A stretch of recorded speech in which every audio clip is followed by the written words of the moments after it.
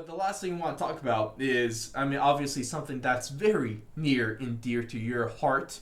You know, the Sugar Show. Sugar Sean O'Malley had his opponent, Luis Smolka, pull out of their fight. Reportedly, he was medically unfit due to an infection.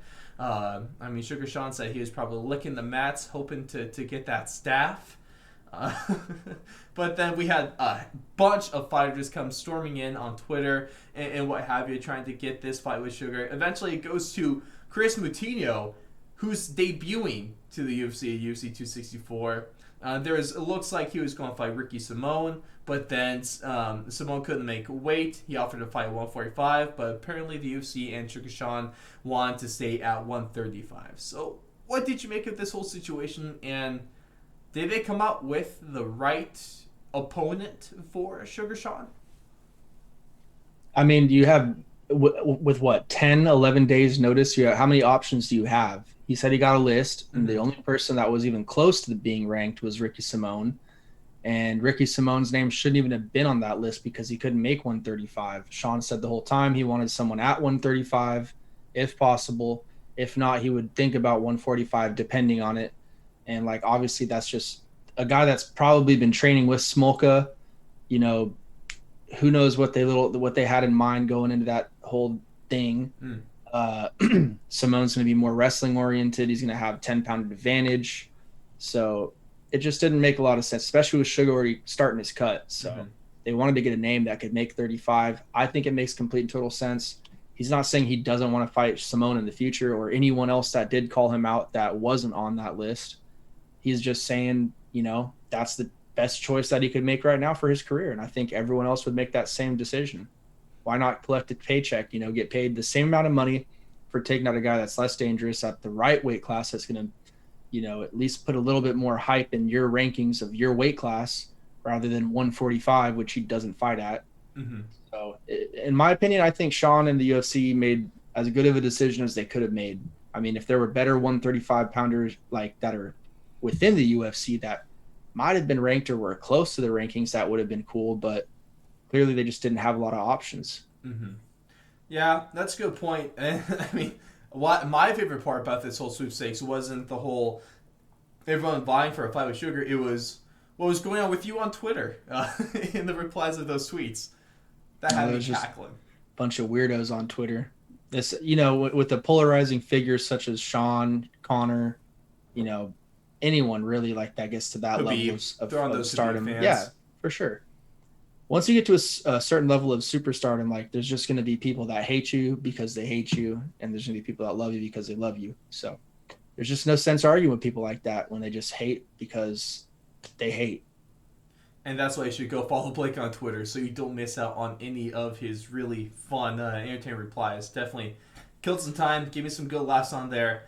Yeah, some of the Sugar fans could get, some of the Sugar fans could get weird, but it's the Sugar haters that are the weirdest when it comes to like Twitter replies and stuff like that. Yeah, they get really sensitive.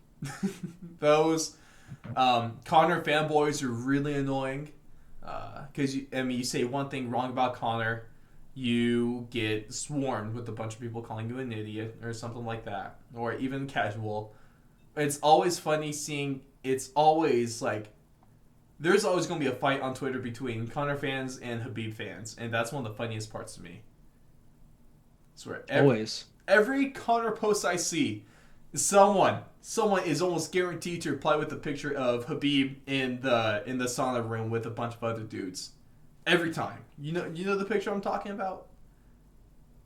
Yeah, of Yeah. course. Every time, I swear, but it's kind of funny. It's kind of funny with that. But do you think this fight with obviously if Chris Moutinho gets a win in this, he's going to look fantastic, but and Sugar Sean is heavily the betting favorite in this one.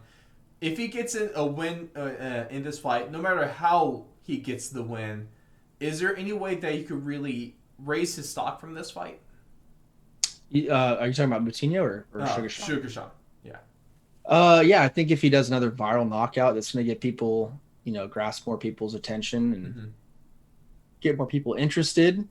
But yeah, in terms of rankings, no, It's probably not going to help too much.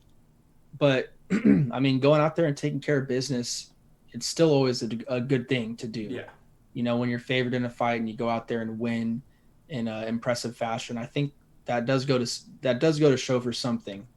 So if he goes out there, wins dominantly, I think he deserves a better opponent that's either closer towards the rankings or in the rankings. We'll see what they offer next, but at that point, you know, you got to start giving this guy better opponents, especially if he's viciously knocking these guys out. Like, I mean, Thomas Almeida viciously knocked this guy out. I'm expecting him to viciously knock Chris Butino out. So then after that, I think they got to start saying, okay, this guy's high level. We should start putting him up with other high level guys in the rankings. Mm-hmm. So we'll see. Yeah, it's been a little interesting like a little bit of his career since he lost to Chito Vera. Like it looked like he was going skyrocket up, and then he had a little bit of a rope bump. Now he's fighting some lesser guys, but stuff that could still build his stock. It's almost like they're going back to the slow burn of what they do with some of these top prospects. But I hope we're probably going to get fantastic showing because anytime Suga's on the card, it's always something interesting and something to talk about. So I'm looking forward to this.